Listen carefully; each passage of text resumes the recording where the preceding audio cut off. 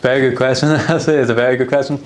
I think it surprises me to an extent. You know, I wasn't expecting the percentage to be as high, but I had a feeling that it was going to be like 25% of the entire, you know, that sort of way. The way I would be thinking it's like, okay, disability, you might have a wee bias, you know, and everyone has those biases. I remember asking if I had a training day where they were telling us about like, when we got our CVs, and I was saying, and they said, oh, if you put that down, don't put your address down because people might have that bias of your address. And then I said, how about if I put down disability, will there be biases about that? You know, I had to ask that question, and then they said, put it down, then see what happens. And I was like, okay, one of those ones. I think that that was a lot better than what it was, but I do think that it might be there's a slight bias, not even like unintentional like rudeness or anything like that. It's unintentional completely, but they might be like, for my the way I work or used to work was like I work in the entertainment industry type of thing. And if I say that I want to try a camera, and then they say, "Oh, let's have a wee sit down," and they see my condition and want to go with my one arms, I'd be like, maybe try something else for you, you know. I don't know. Like with barriers, I'm forefront with my disability, so I use it as the punchline of many jokes. But I use that to my advantage, where it's like, yep, I have disability, make jokes if you want, you know, that sort of way. And then the barriers like with employment, I try to make a joke out of it, and then they find a wee bit of warmth in it, where it's like, you want me to carry all that heavy equipment with my one arm, you know, make it light.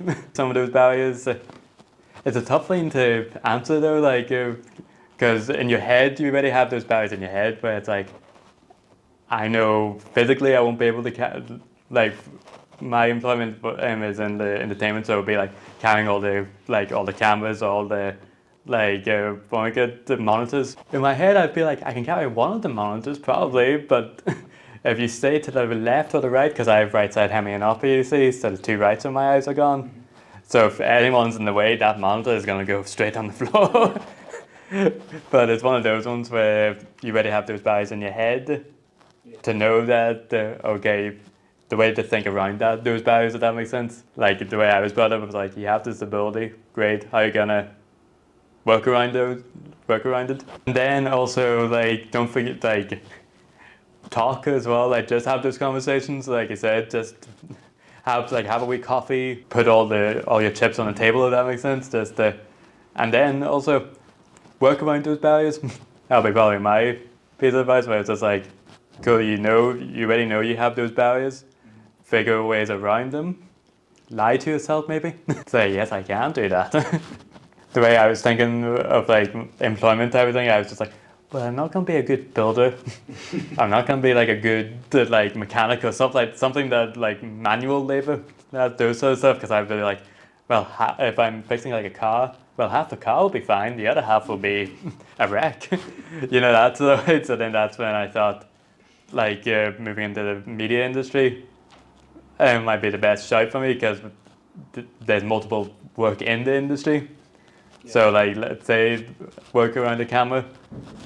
Actually, the company I was in, television, they gave me like a sack bag. So it's pretty much like a sandbag to help actually hold the camera in place, because they knew I wouldn't be able to set, you know, with the tripod, it's a nightmare to set up with two hands rather than one hand. And they said, look, you're not going to be. They even said like plaza, you know, phrase on, it's like, look, you're not going to be able to do this, but we put this in a different position for you to try it. And I've been working great with that, and then work on the edits with the guys as well. Try to figure around those wee aspects of it. The way that I was thinking about it was like if, you know, whenever you go to school and it's like, oh, you can be this, and this. But then the way I was thinking is like, well, I gotta be realistic here. What is like the way that I'd be able to do those things? And then that's whenever I loved watching movies whenever I was younger. So I thought movie in like the industry would be the best shout as well, because there's those barriers where you won't be able to set up the camera with one arm. fair enough assessment.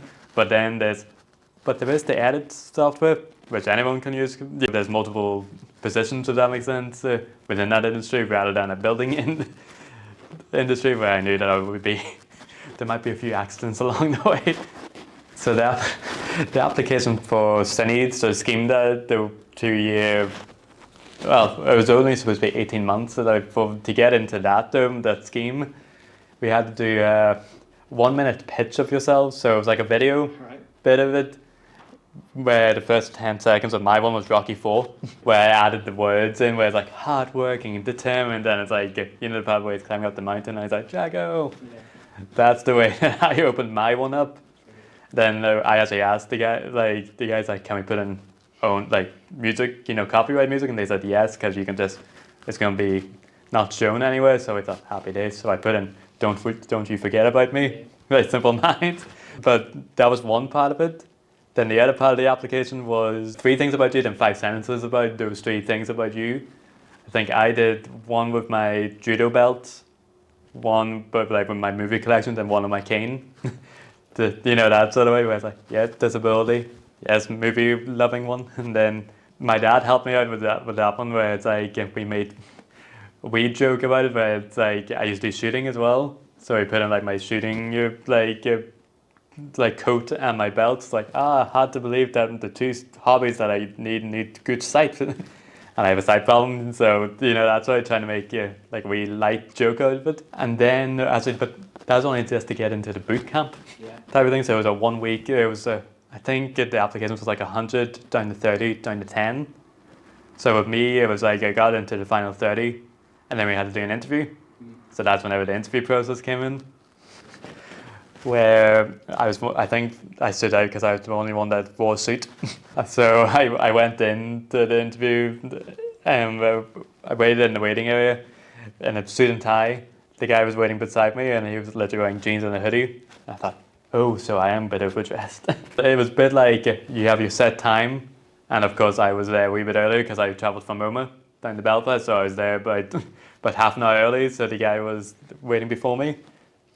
And then I ended the interview with a joke. Oh no, they laughed. Maybe that's the reason why they actually remembered me. I'll tell you the joke, so they knew I lived in Roma. Fair enough, and they asked about living arrangements. Fair enough question, because I'm with the Belfast or I'm with anywhere. Pretty far away. I said, oh, don't worry about that, don't worry. I can stay with my granny a few nights. She's the same stroke as me, so it turns to have 2 good hands. And thank God they both laughed, because I knew if they didn't, I'd be like, never see you again.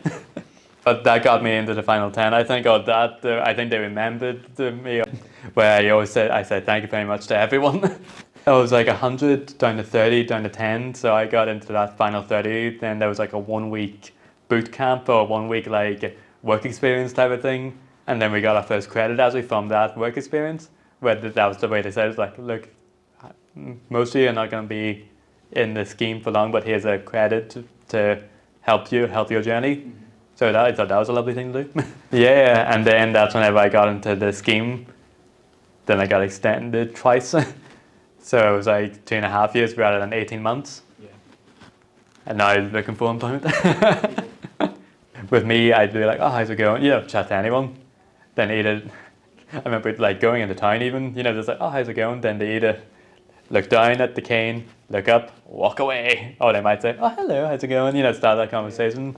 With work, it was a wee bit different. It's not even like that, because it's like with the company I'm in, that I was in, like Triple Vision, they didn't see the disability. That way they treated me like as an equal. That way where it's like, Adam, could you please just do this, and this? Like, yeah, no problem. But like, I think they liked me because I was always the team maker as well.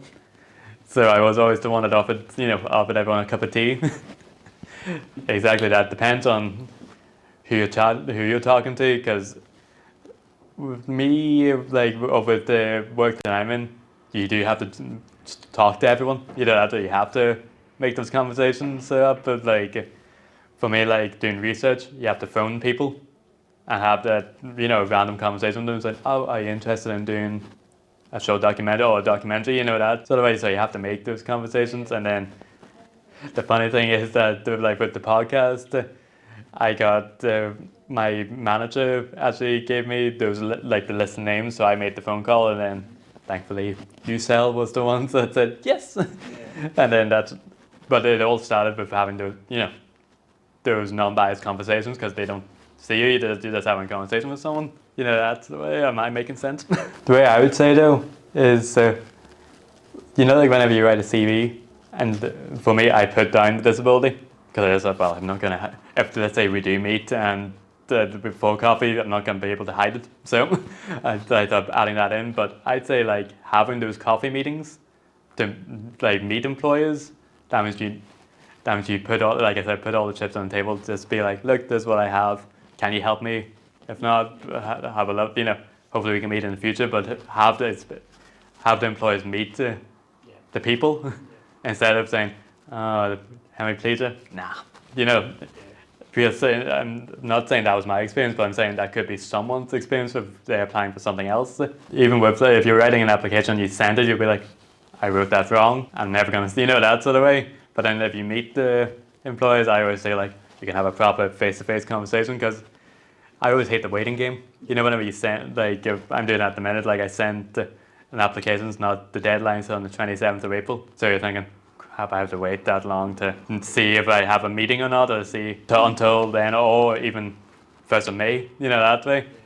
It's one of those ones where I'm just like, oh, please, like as soon as I send it, please send like an email saying thank you. That means I know, okay, you definitely have it. That's the way. My younger self would probably be like if I was talking to myself, I'd probably be more open with the disability. That's the way. Like you have it, use it as your sense of humor because people actually. I found out that like no one has that good sense of humor about like if you make jokes about yourself about your disability. They actually like that more. So I always thought that. But then like to other people, I say send as many applications as you can. That means at least if one of them fails, the other one might not. That way, or they might have, oh, let's meet up for coffee and work around that sort of way. So that's probably my best advice, to just keep on doing what you're doing.